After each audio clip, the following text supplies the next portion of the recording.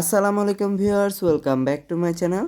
Viewers, আজকে আমি tilapia মাছের খুবই অসাধারণ একটি রেসিপি নিয়ে হাজির হয়েছি। এটা হলো তেলাপিয়া মাছ দিয়ে বারবিকিউড ফিশ। তো এটা কিভাবে তৈরি করা যায়, লেটস সি। বারবিকিউড ফিশটা তৈরির জন্য আমি এখানে বড় সাইজের একটি তেলাপিয়া মাছ নিয়েছি। আর মাছটাকে দেখুন ভিউয়ার্স, আঁশ ছাড়িয়ে এভাবে কেচে নিয়েছি। আর পেটের সাইড দিয়েও আমি কেটে ভিতরের সব পরিষ্কার করে নিয়েছি। আর ভিউয়ার্স, আপনারা চাইলে এখানে তেলাপিয়ার পরিবর্তে রূপচাঁদা, টোনা, সুরমা, স্যামন ফিশ, কিন্তু এক্ষেত্রে সবচেয়ে জনপ্রিয় মাছ হচ্ছে কোরাল মাছ, যেটা দিয়ে সবচেয়ে বেশি বারবিকিউ করা হয়, সেটা দিয়েও করতে পারেন। এখন ভিউয়ার্স, মাছটা থেকে আষ্টে গন্ধটা দূর করার জন্য আমি এখানে মাছে ভিনেগার দিয়ে ভিজিয়ে রাখবো। এটাকে ভালো করে ভিনেগার দিয়ে মেখে 5টা মিনিট রেখে দেন এটাকে আমি ধুয়ে নেব। ভিউয়ার্স, মাছটাকে আমি আরেকবার ভালো করে ধুয়ে পরিষ্কার করে নিয়েছি। আর মাছের পানিটাকে ভালো করে ঝরিয়ে নিতে হবে। এ পর্যায়ে আমি একটি মশলা তৈরি করে নেব। তার জন্য একটি বলে অ্যাড করে দিচ্ছি মরিচ গুঁড়া, হলুদ গুঁড়া, ধনিয়া গুঁড়া, জিরা গুঁড়া ও গরম মশলা। ভিউয়ার্স, অ্যাড করে নেব মাস্টার্ড পেস্ট, মানে আমি এখানে হলুদ সরিষাটা বেটে নিয়েছি। অ্যাড করে নেব আদা রসুনের পেস্ট। অ্যাড করে নেব তেঁতুলের কাঠ। অ্যাড করে নেব টমেটো সস। অ্যাড করে নেব লেবুর রস। দিয়ে দিচ্ছি সর্ষের তেল।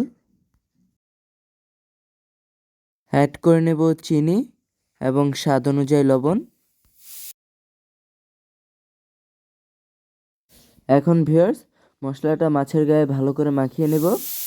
এমনভাবে মাখাতে হবে যাতে প্রতিটা জায়গায় মশলাটা ভালো করে যায়। আর প্রতিটা ফাঁকায় ভালো করে মশলাটা আঙ্গুল দিয়ে দিয়ে ভিতরে দিতে হবে।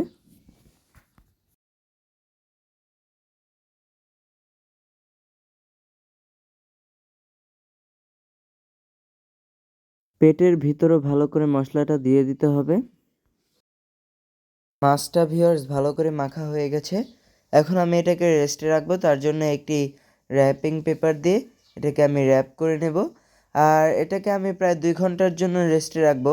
বাট আপনাদের হাতে যদি টাইম থাকে সেক্ষেত্রে আপনারা ওভারনাইট ম্যারিনেট করার চেষ্টা করবেন এবং তখন মাছটাকে ফ্রিজের নর্মাল পোর্শনে রাখতে হবে। ফিরে আসলাম 2 ঘন্টা পর। এখন আমি মাছটাকে ভেজে নেব। ভিউয়ার্স, আমি চুলায় একটি প্যান বসিয়ে গরম করে নিয়েছি। দিয়ে দিচ্ছি তেল।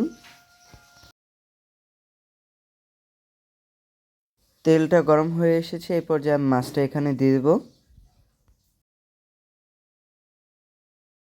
আর ভিউয়ার্স, মাছটা বারবিকিউ করার নিয়ম হলো, মানে প্যানে ভাজার নিয়ম হলো, এটা এক পিঠ ভাজা হয়ে গেলে ভালো করে দেন উল্টিয়ে দিতে হবে।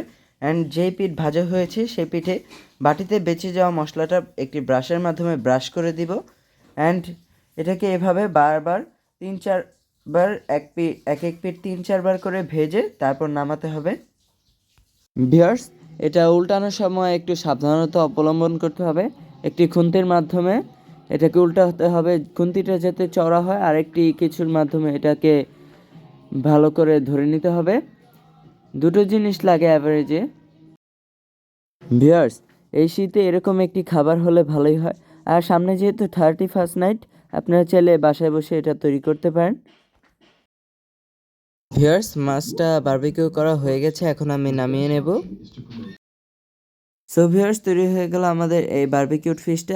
আর দেখুন ভিউয়ার্স, এটা কতটা সফট হয়েছে, একটু ট্রাই করে দেখি।